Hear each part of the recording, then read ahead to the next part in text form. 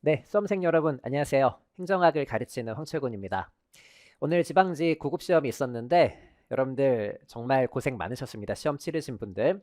우리 구급 기준으로는 국가직과 지방직이 모두 다 끝난 시점입니다. 그래서 우리 구급 수험생분들은 사실 이제 해야 할 것들을 사실 다 물론 이제 오늘 합격의 점수를 받으시면은 면접 준비도 하시긴 하셔야 되겠지만 사실 정말 중요한 어떤 과정들은 거의 다 끝난 그런 시점이겠네요. 어떤 느낌이 드실지 모르겠습니다. 어떤 느낌이 드시든 지금은 모두 다 고생을 많이 하셨어요. 그래서 스스로 정말 칭찬 많이 해주시고 다독여 주시고요. 사실 이 수험 과정은 다른 사람들은 잘 몰라요. 그 어려움을. 내 자신만 정말 힘들고 고통스럽다라는 걸 알 수밖에 없는 그런 외로운 그리고 고독한 그런 과정인데 그 과정 정말 잘 견뎌내신 거 고생 많으셨다고 저도 말씀을 좀 드리고 싶습니다.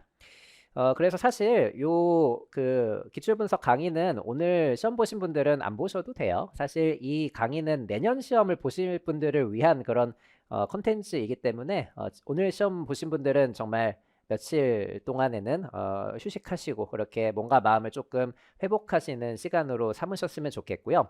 제가 지금 진행을 하는 지금 오늘 본 시험의 기출분석 요 콘텐츠 같은 경우에는 내년 시험을 위한 포인트들이나 좀 주목해야 될 부분들, 그런 부분들 위주로 설명을 좀 드려보려고 합니다. 자, 그래서 어쨌든 시험이 치러졌으니 이제 요 시험은 과거의 유산인데 우리 행정학 시험은 항상 그렇잖아요. 기출이 가장 중요합니다. 행정학은 개념이나 제도가 엄청 많잖아요. 엄청 많고 지금도 늘어나고 있는 그런 어떤 그 특징을 갖고 있기 때문에 우리가 기출로서 합리적으로 범위를 설정을 해줘야 되는 것이거든요. 그래서 오늘 나온 기출 문제들도 그 범위를 설정하는데 굉장히 중요한 어떤 역할을 하게 될 것이고요. 전반적으로 총평을 하고 그 다음에 1번 문제부터 20번 문제까지 필요한 부분들 위주로 출제 논점들 분석을 좀 해보도록 하겠습니다. 사실 이번 시험은 난이도가 그렇게 어렵지는 않았어요. 무난한 시험이었다라고 평가가 되고요. 핵심적인 개념들과 핵심적인 기출문제들 위주로만 공부하셨어도 그렇게 시험 점수가 정말 잘 나올 수 있는 90점 이상 충분히 받을 수 있는 90점 이상의 뭐 95점이나 100점까지도 충분히 가능했던 시험이라고 보입니다. 그래서 난이도는 중하 정도라고 판단이 되고요. 90점 이상이면 그래도 괜찮게 잘 본 점수라고 생각하셔도 괜찮습니다. 20문제를 기준으로 우리가 살펴봤을 때 빈출 개념과 관련된 문제는 16문제. 사실 요 16문제는 사실 정말 쉬운 어떤 차원의 문제들이었거든요. 그래서 우리가 행정학을 충분히 학습을 하셨고 학습량이 어느 정도 쌓여 있었고 개념 기출, 뭐 실전 훈련 충분히 잘 하신 분들이라면 이 16문제는 시간 세이브까지도 충분히 할 수 있는 그 정도의 쉬운 난이도로 출제가 되었다라고 판단이 되고 이 16문제에 대해서는 시간 세이브 하시면서 정답도 당연히 맞춰내셔야 되는 그런 문제였다라고 보입니다. 실수 없이.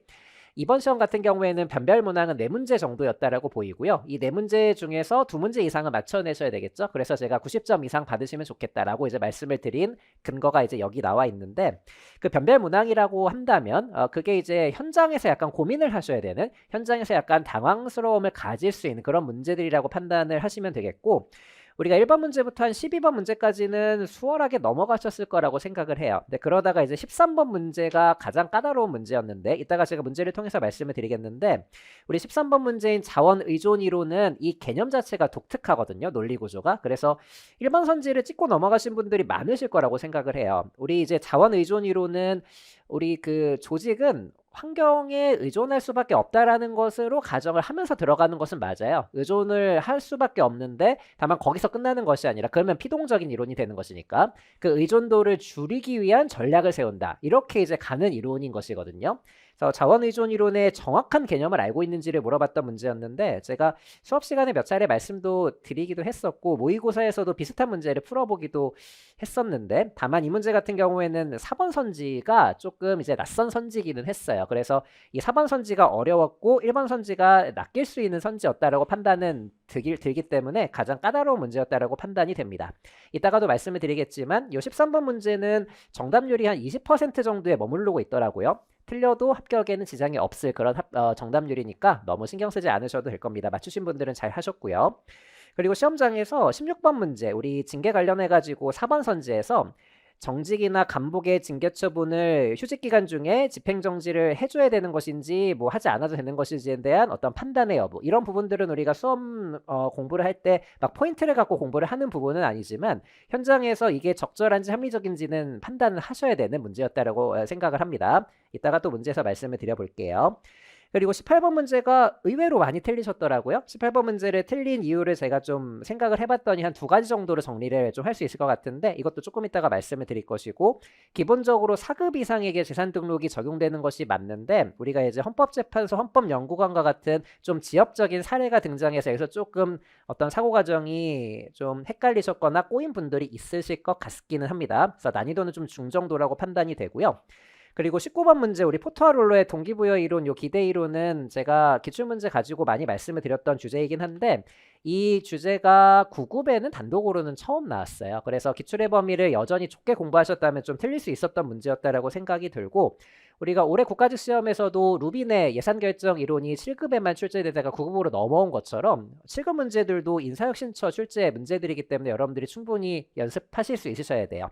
루빈이든 포토와 룰러든 7급 기출만 여러분들이 공부하셨더라도 충분히 맞춰낼 수 있는 어떤 문제로 출제가 되긴 했지만, 그래도 9급 위주로만 준비하셨다면은 그런 분들에서는 이제 변별이 좀 될 수 있는 문제였다라고는 판단이 됩니다. 그래서 이렇게 13번, 16번, 그리고 18번, 19번 이렇게 4문제가 변별력 있는 문항이었다라고 보입니다. 이따가 또 문제를 통해서 말씀을 드려볼게요.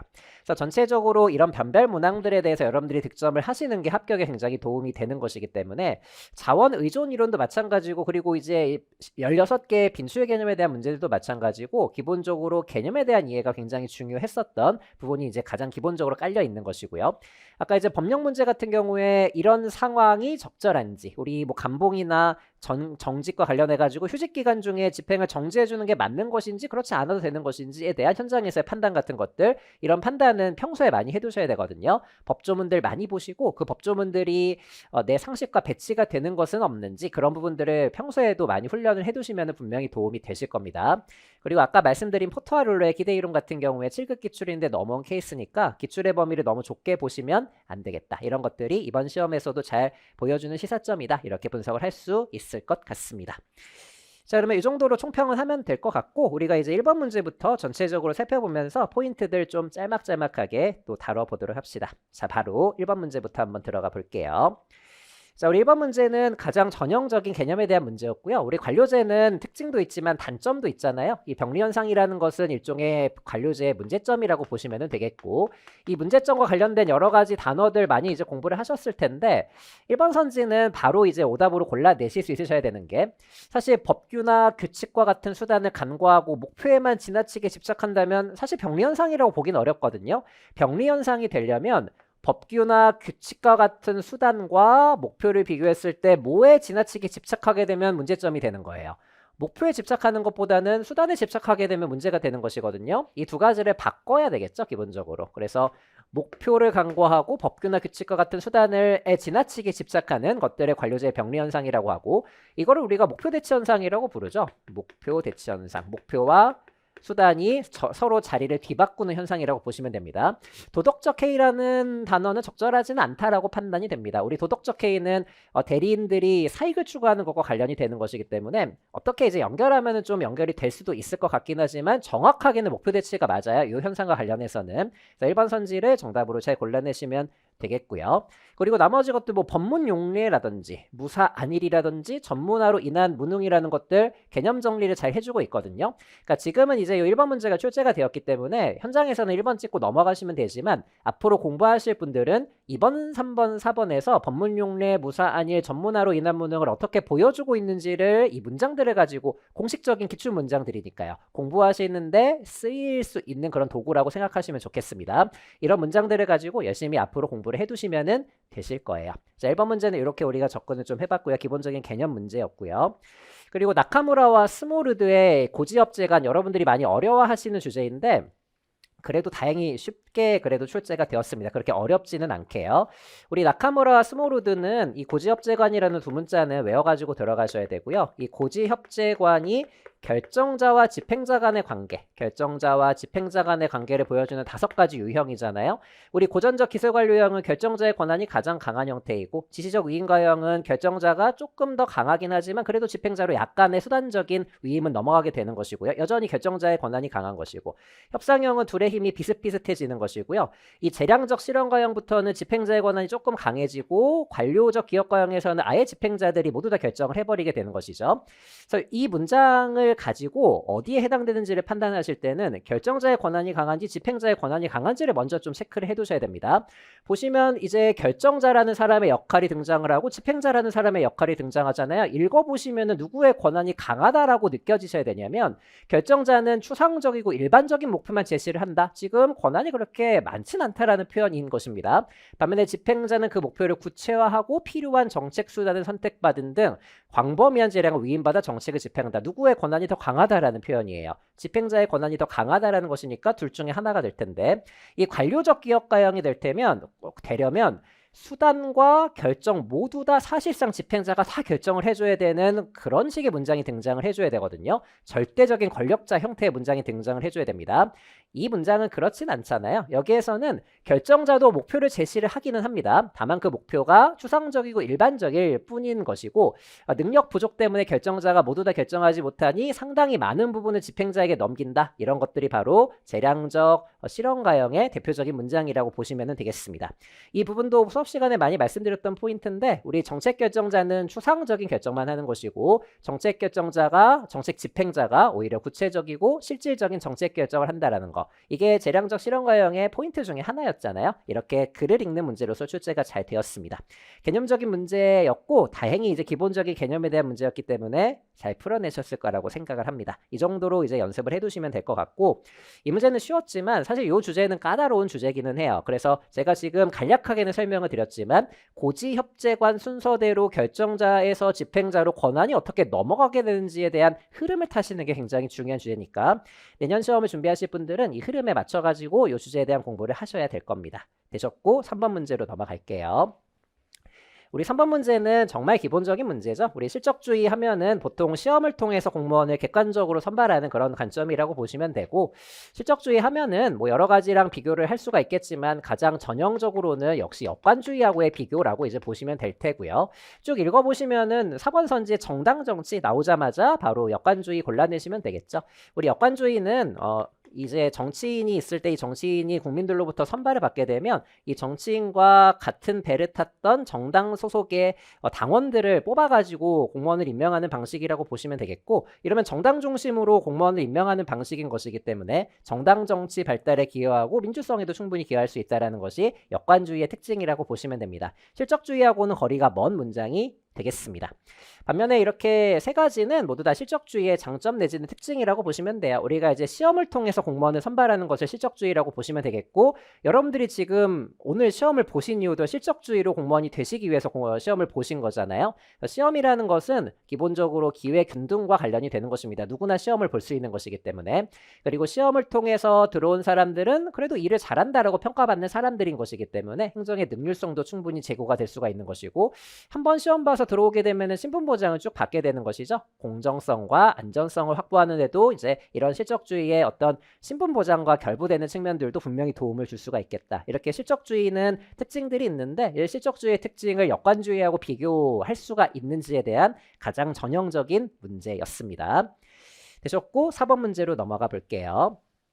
자, 그리고 요 4번 문제 같은 경우에는 우리 신제도주의의 학파를 물어보는 문제였는데, 쭉 읽어보시다 보면은 경로라는 표현이 등장을 하죠. 특정한 경로를 따른다. 특정한 경로에 의존한다. 경로 의존성 하면은 무슨 제도주의다? 역사적 제도주의. 우리 역사적 제도주의는 여태까지의 경로가 그러했기 때문에, 역사적으로 특정 집단 안에서의 경로가 그러했기 때문에 그 경로를 벗어나기가 어렵다라는 것이잖아요. 그래서 어떤 제도의 영향력이 굉장히 큰 제도주의를 우리가 역사적 제도주의라고 하는 것이니까요. 이 경로 의존성을 문장으로 보여준 그런 문제라고 보시면 되겠죠. 자, 역사적 제도주의.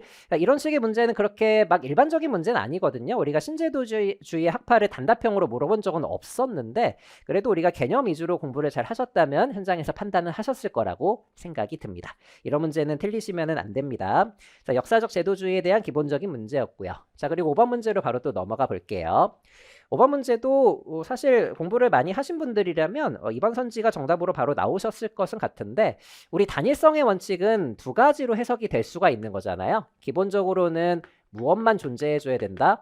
일반 회계만 존재해줘야 되는 것이고, 일반 회계 제외한 특별회계나 기금은 없는 게 낫다. 이게 바로 단일성의 원칙의 기본적인 개념인데, 일반 회계만 있어야 된다라는 이런 견해도 있지만 어떤 예산만 있어야 된다라는 견해도 있냐면 본 예산만 존재해야 된다라는 견해도 있다라고 보시면 돼요. 자, 기본적으로 예산의 원칙이라는 것은 통제 중심이잖아요. 그래서 너무 예산의 종류가 많아지게 되면 통제가 어렵기 때문에 이것만 있어줘야 된다라는 게 단일성의 원칙인 것이거든요. 다만 단일성의 원칙은 이렇게 두 가지로 해석이 된다라는 거, 뭐 기출 포인트니까 체크를 분명히 해두셔야 되는 것이고, 그래서 우리 이제 일반회계만 존재하는 것에 대한 예외가 뭐가 되는 거예요? 바로 특별회계라고 이제 보시면 되겠고, 본 예산만 존재해야 된다라는 것의 예외가 우리 본 예산 이외에 추가 경정 예산도 있는 거잖아요. 이런 것들이 바로 단일성 원칙의 두 가지 예외라고 보시면 됩니다. 그러니까 두 가지 측면에서의 예외라고 보는 게 더 정확한 표현이 되겠네요.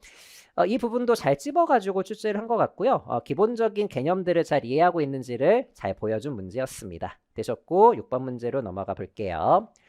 자, 우리 6번 문제 로이의 분배정책에 대한 기본적인 개념을 여러 가지 선지들을 가지고 물어보고 있는데, 역시 이 분배정책의 성격을 다른 정책들하고 비교하면서 출제를 하는 게 가장 전형적이겠죠.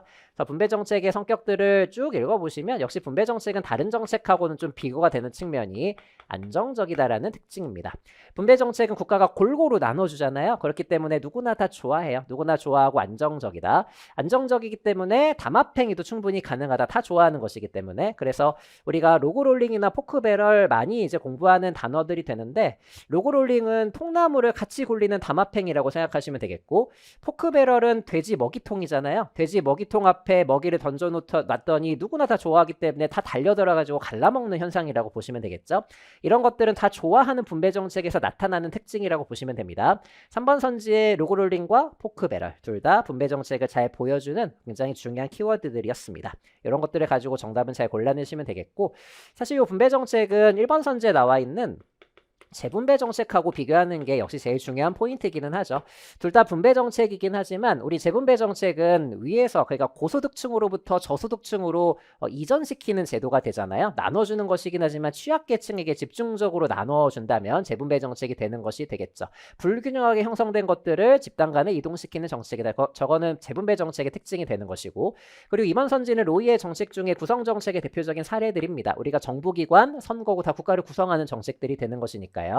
그리고 4번 선지는 추출하는 정책이라고 되어 있으니까 추출 정책이 되는데, 이 추출 정책은 이 문제에서 말을 하는 로이의 정책은 아니죠. 우리가 알몬드와 파월이 상징과 추출 정책을 제시를 하잖아요. 그 알파 상추라고 외워두시면 되겠고, 이 추출 정책은 로이가 아니라 알몬드와 파월의 정책이라는 것도 아마 떠올리셨을 거라고 생각이 듭니다. 기본적인 문제였는데 잘 풀어내셔야 되겠고요.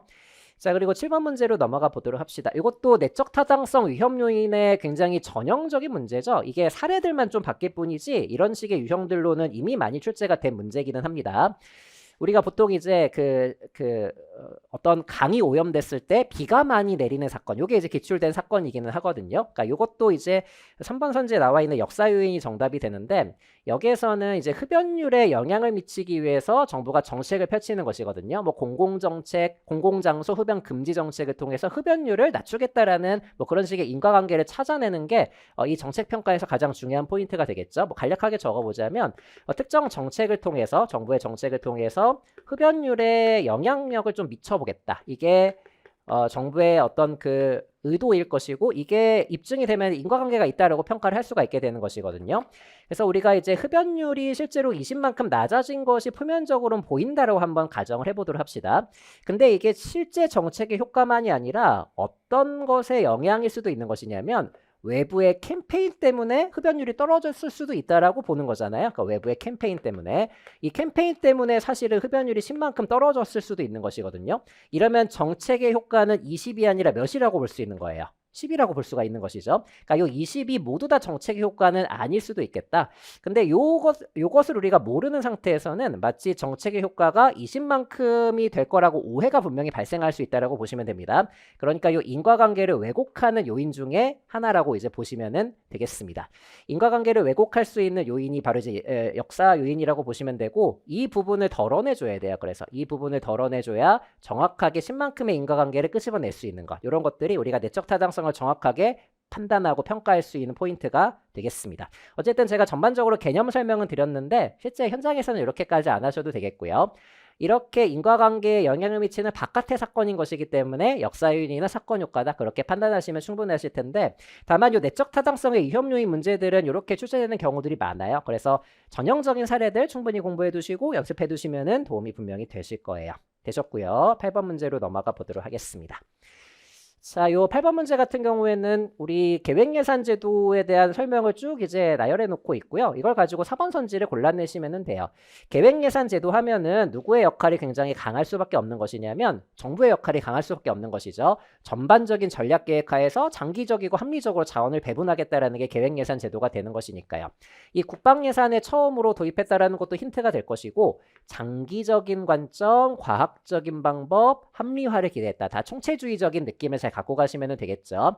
우리가 총체주의적인 것은 연기준 예산제도도 총체주의인 것이긴 하지만 연기준 예산제도는 삭감과 관련되는 것이기 때문에 여기 나와 있는 문장하고는 결이 맞진 않는 것이고요.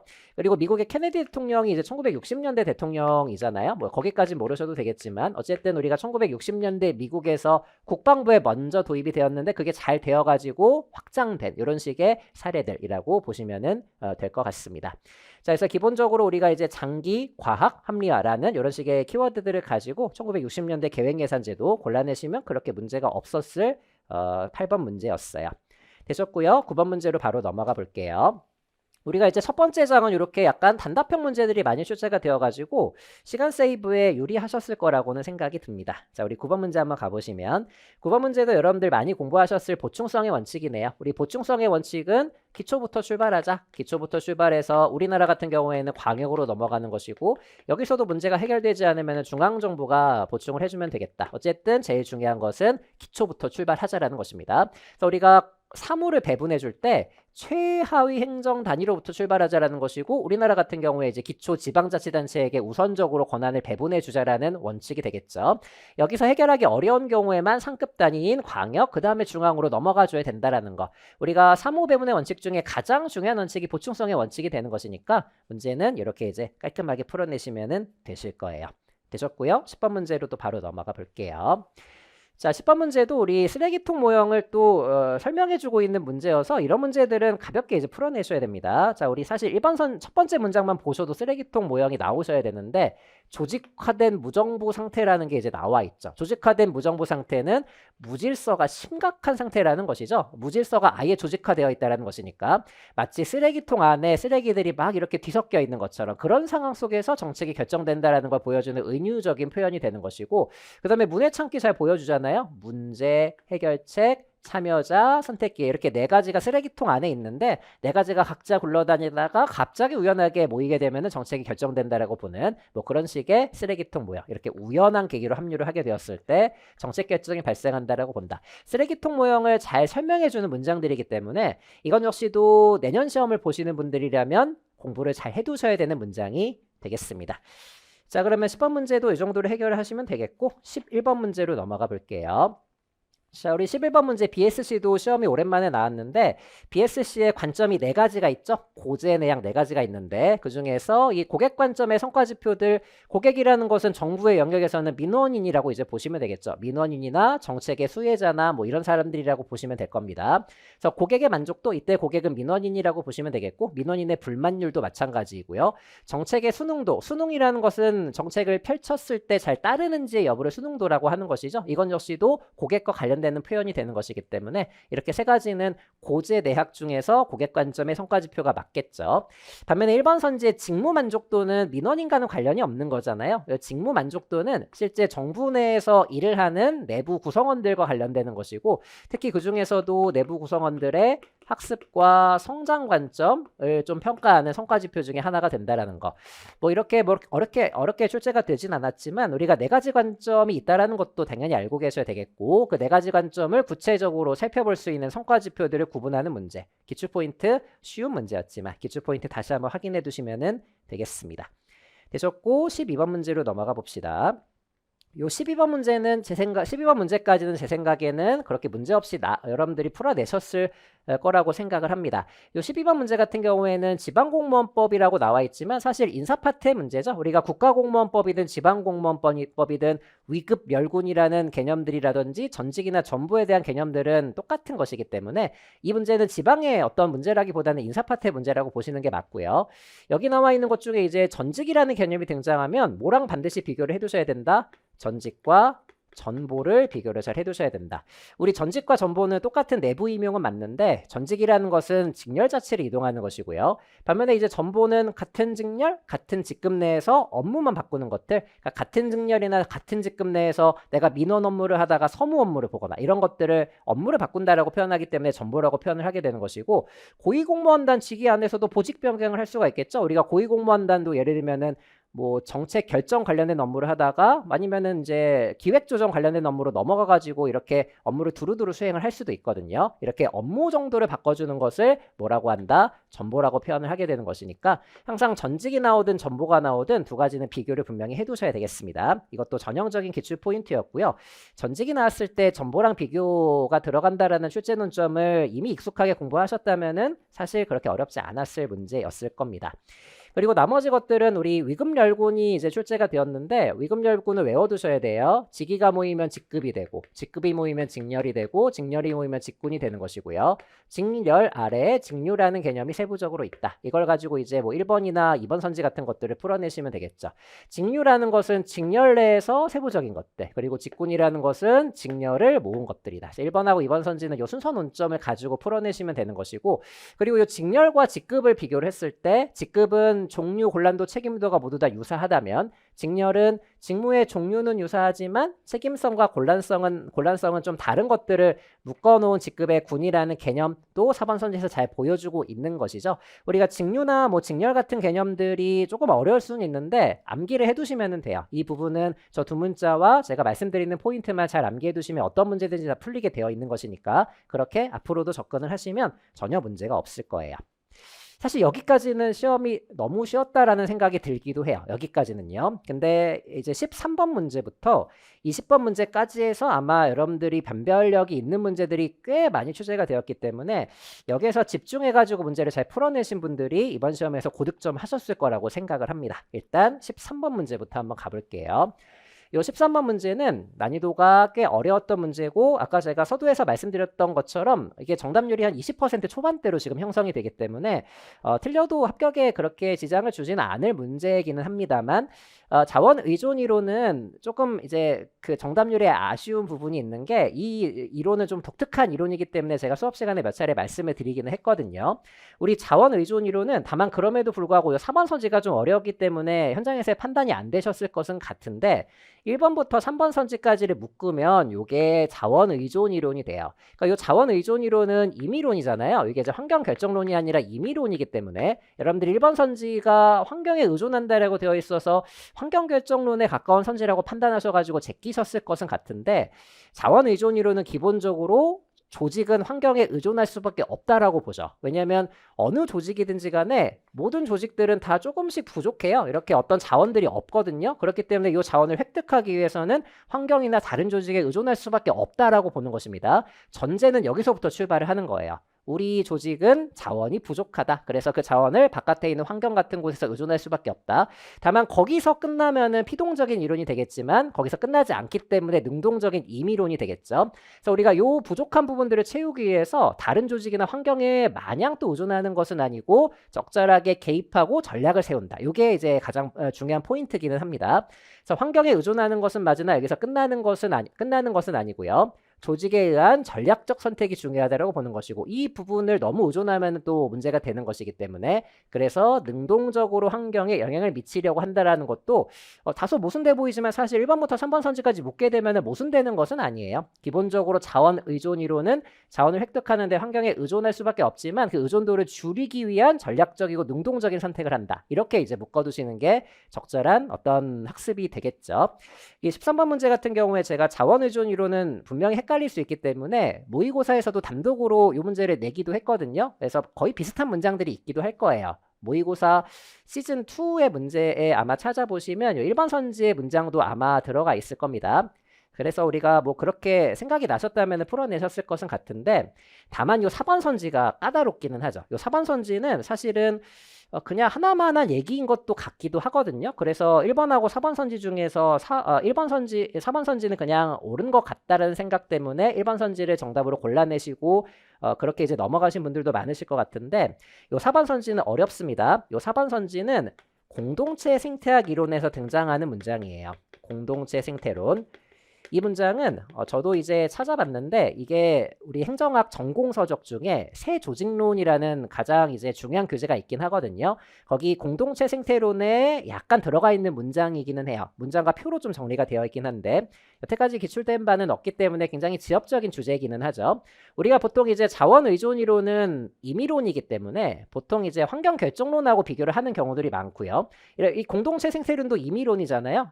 그래서 우리가 자원 의존 이론과 공동체 생태론을 비교하는 문제가 여태까지는 없었는데 이 문제 같은 경우에는 공동체 생태론과 비교가 들어갔기 때문에 꽤 어려웠던 문제였다. 그렇게도 판단을 할 수 있을 것 같습니다.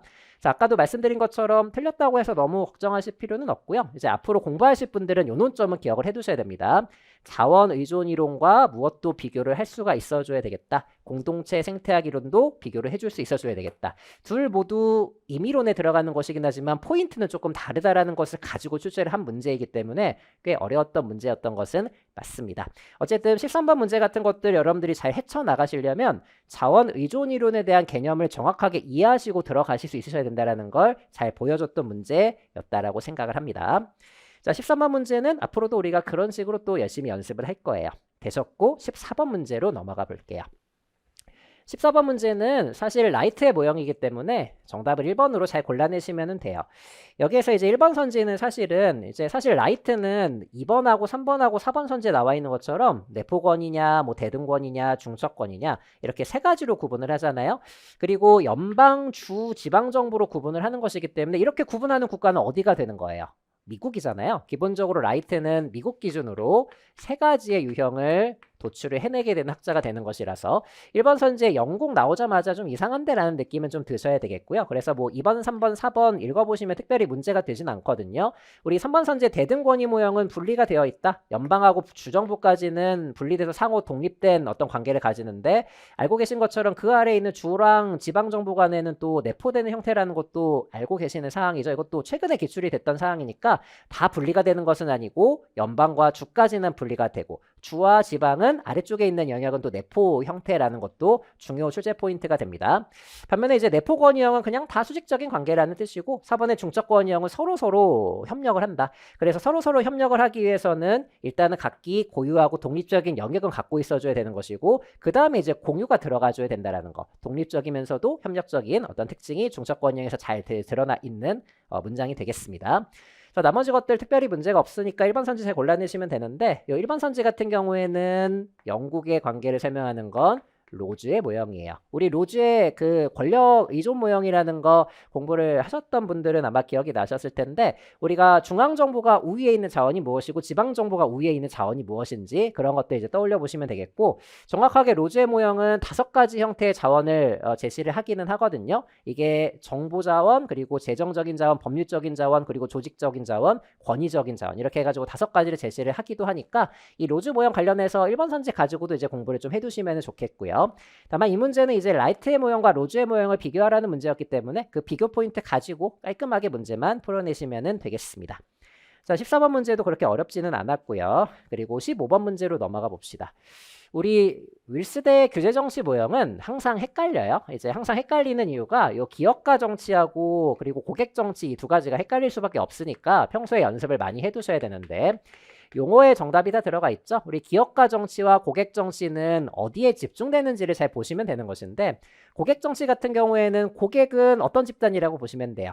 편익이 집중되는 집단이라고 보시면 되겠고 반면에 기업가 정치는 보통 기업가들이 규제를 받게 되면은 환경오염 규제 같은 거 한번 생각해 보시면 누가 비용이 집중되게 되는 거죠? 기업가들에게 비용이 집중된다라고 보시면 되겠죠. 그래서 기업가 정치를 물어보고 있기 때문에 비용이 집중된다라는 표현을 잘 찾아내시면 되겠고 기업가 정치랑 그리고 고객 정치 같은 경우에는 비용과 편익이 서로 다른 방향성을 갖게 되는 것이니까 1번하고 4번은 정답이 될 수가 없는 것이고 2번 선지 같은 것이 비용이 집중되는 것이니까 이게 바로 기업가 정치의 특징이라고 보시면 되겠습니다. 반면에 3번 선지는 편익이 집중되고 비용이 분산되는 것이기 때문에 이게 이제 반대가 되는 고객 정치의 특징이 되겠죠. 그러니까 15번 문제의 형태도 약간 독특하기는 한데 우리가 이제 기업가 정치하고 고객 정치를 열심히 연습을 하셨다면 충분히 판단하셨을 거라고 생각을 해요. 이런 문제들은 실수가 없으셔야 되겠습니다. 되셨고 16번 문제로 넘어가 볼게요. 자, 이 문제에서는 제가 아까 서두에서 좀 말씀을 드렸는데 사실 1번부터 3번 선지까지는 우리가 열심히 공부를 하는 내용이잖아요. 우리가 국가공무원법상 징계 중에 가장 약한 징계는 견책이라는 것이 있고 감봉하고 이제 정직도 있는데 이 세 가지의 개념은 정확하게 알고는 계셔야 됩니다. 그래서 요 4번 선지에 대한 판단이 잘 안 되신다라고 할지라도 1번부터 3번 선지까지는 특별히 틀린 부분은 없거든요. 그런 부분들은 먼저 기본기로 갖고 가셔야 되겠죠. 견책은 훈계하고 회계하는 것이다. 이게 이제 법에 이렇게 표현이 되어 있어가지고 그대로 긁어온 문제기는 하는데 이 전과라는 것은 한자도 이제 잘 주고 있는 것처럼 한자가 잘못 쓰여져 있나? 요거 못 본 척 하시고요. 못 본 척 하시고 이 전과라는 것은 과거의 어떤 잘못이라고 보시면 돼요. 그러니까 우리 이제 견책이라는 것은 그 한자가 잘못 써져 있네. 견책은 전과에 대해서 훈계하고 회계한다. 이 전과는 기존의 과오 같은 것이라고 이제 보시면 되겠죠. 그러니까 기존의 과오에 대해서 훈계하고 회계한다. 이런 식의 표현이라고 보시면 되겠습니다. 그리고 이번 선지 같은 경우에 이제 견책은 꾸짖는 거라고 이제 보시면 되겠고 감봉 같은 경우에는 보수의 3분의 1을 감하는 것은 맞고요. 1에서 3개월 이하의 기간이라는 것도 이제 많이 보셨을 것이고 정직이라는 것은 1개월 이상 3개월 이하의 기간으로 하고 정직 처분을 받은 자는 이제 공무원의 신분을 보유하는 것이죠. 우리가 파면과 해임까지는 잘리게 되는 것이지만 그 아래 정직은 신분을 보유하게 되는 것은 맞고요. 다만 보수는 전액 감하게 되는 게 맞습니다. 그러니까 일을 못하게 만드는 1에서 3개월 동안 기간에는 일을 안 하고 있는 것이기 때문에 돈을 안 주는 게 맞는 것이니까요. 그래서 1번부터 3번 선지까지는 특별히 이제 문제가 되지는 않는 그런 이제 기본적인 개념인데 이제 4번 선지 같은 경우에 우리가 이 포인트를 뭐 수업 공부를 할 때 막 열심히 공부하고 들어가는 것은 아니기 때문에 현장에서 이런 식의 상황이 발생했을 때 어떻게 판단을 해줘야 되는지가 중요한 포인트였다라고 생각을 하고요. 합리적으로 조문에 대한 판단을 좀 해보자. 그래서 정직과 감봉의 징계 처분이 휴직 기간 중에 그 집행을 정지하지 아니한다라는 게 적절한 것인지. 그러니까 예를 들면 우리가 이제 정직을 1개월 받았다라고 한번 생각을 해볼게요. 정직 1개월을 받았다. 자, 근데 이 사람이 이 1개월 동안 휴직을 하는 거예요. 뭐 어디 아프다고 해가지고 휴직을 한다. 한번 생각을 해보세요. 그러면은 만약에 휴직 기간 동안에 이 집행이 정지되지 않는다면 이 휴직 기간 동안에 정직이 끝나게 되는 것이고 그냥 자유롭게 복직을 하게 되면 이 사람은 특별히 사실은 어떤 그 페널티를 받지 않게 되는 거잖아요. 그렇기 때문에 이 휴직이나 뭐 그런 기간 동안에는 집행을 정지해 주는 게 맞겠죠. 휴직 이후에 복귀한 다음에 1개월 동안 정직을 다시 집행을 해줘야 되는 이게 적절한 어떤 상황이 될 거란 말이에요. 이런 식으로 약간 기본적인 어떤 논리 구조만 정확하게 이해를 해두시면 되겠습니다. 그래서 정직 및 감봉의 징계 처분은 휴직 기간 중에 정지를 해주는 게 맞겠죠. 그래서 휴직 기간 중에는 휴직의 1개월 동안 이제 주는 것이고 이게 끝나게 된 다음에 비로소 다시 이제 정직 처분을 해주게 되는 것이 조금 더 적절한 어떤 선지가 될 거예요. 그러니까 4번 선지 같은 경우에는 법에 그대로 있는 것을 좀 바꿔가지고 출제를 한 것이긴 하지만 항상 강조를 드리는 것처럼 우리가 처음 본 조문이라고 할지라도 여러분들이 충분히 판단하실 수 있다는 것을 잘 보여주는 문제였다라고 생각을 합니다.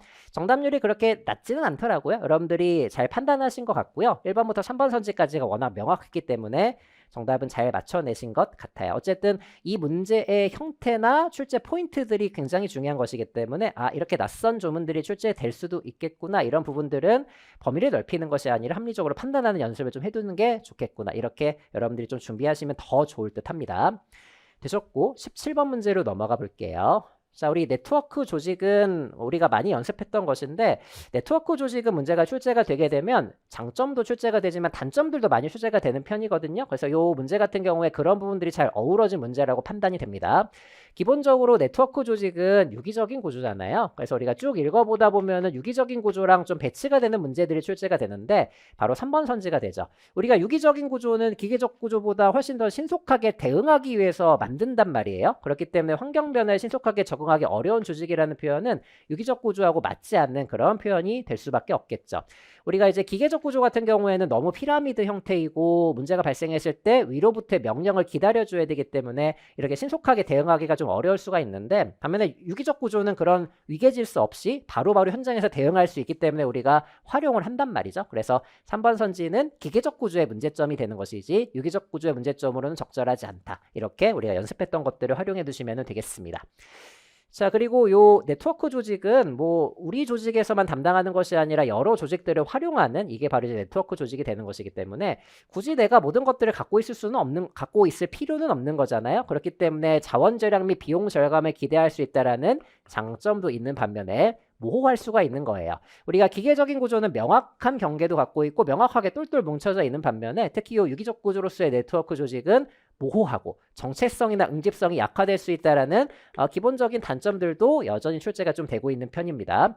그리고 네트워크 구조이기 때문에 이런 특징도 있겠죠. 우리가 의사결정에 필요한 정보가 광범위하게 공유된다라는 것도 그림으로 이해를 해두시면 되겠죠. 네트워크 조직은 이런 식의 문제가 많이 출제가 됩니다. 이게 약간 이제 유들유들하게 접근을 하셔야 되는 부분이 맞는데 딱 고정되어 있는 문장이라기보다는 네트워크 형태를 잘 보여주고 있는지 이 형태에 대한 장점과 단점이 적절한지에 대한 판단 같은 것들을 앞으로 기출문제를 통해서 열심히 해두시면 될 거예요. 좋고요. 18번 문제로 넘어가 볼게요. 이 문제를 의외로 많이 틀리셨더라고요. 18번 문제 같은 경우에. 사실 이 문제를 이제 틀리신 이유는 사실 우리가 이제 재산 등록 의무자는 여러 사람들이 있기는 하지만 기본적으로는 4급 이상이잖아요. 4급 이상이기 때문에 이번 선지를 바로 골라내실 수는 있으셔야 돼요. 이게 5급 이상이 아니라 4급 이상이라고 이제 출제가 되어주는 게 맞는 것이니까.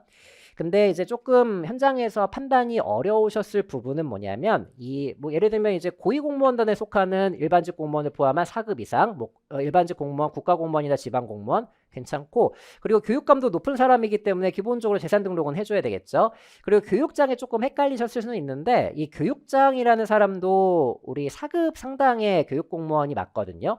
그리고 제가 수업 시간에 그렇게 말씀드리는데 재산 등록 의무자는 조금 높은 사람이라면 기본적으로 재산 등록은 해줘야 된다. 그러니까 1급 이상에게 적용되는 재산의 공개는 정말 높은 사람에게 적용이 되는 것이고 어느 정도 높다라고 싶으면 이렇게 장 같은 곳이 붙게 되면은 이런 사람들은 일반적으로는 이제 어느 정도 높은 사람이기 때문에 재산 등록 의무자에 포함이 된다라는 거 이렇게 판단하시는 게 좋거든요.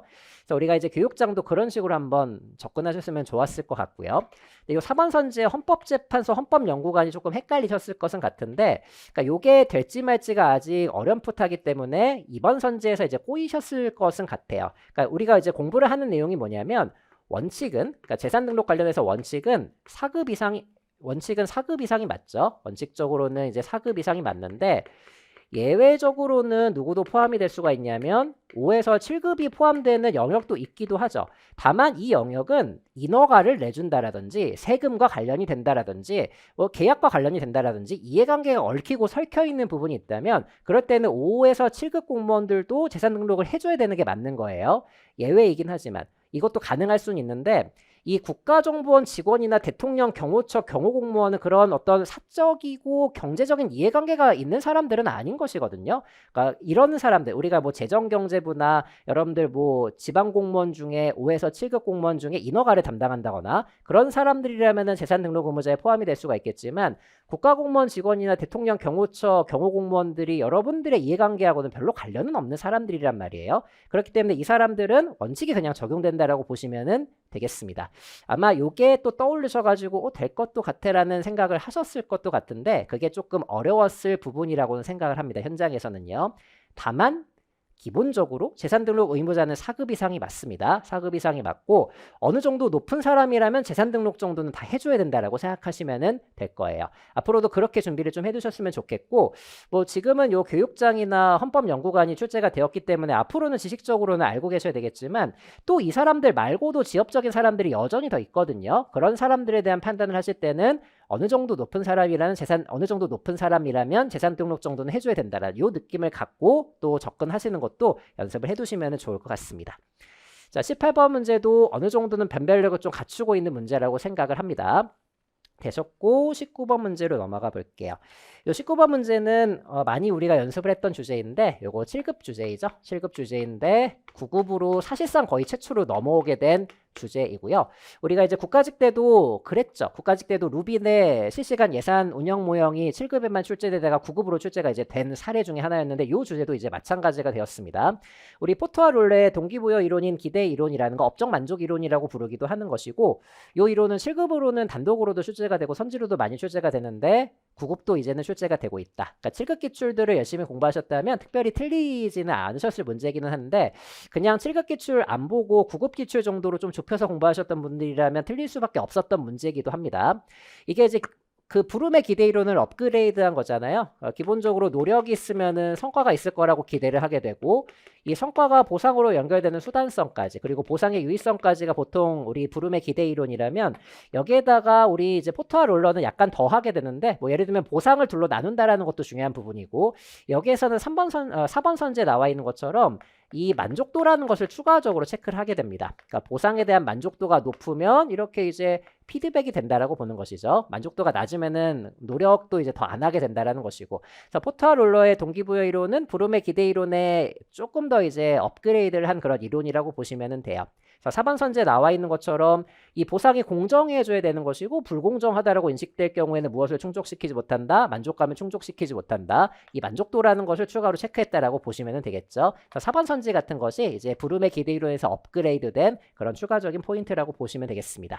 그리고 3번 선지 같은 경우에 뭐 이건 부름도 마찬가지고 포터와 롤러도 마찬가지인데 이 부분을 전반적으로 이제 확인을 해두시면 되겠죠.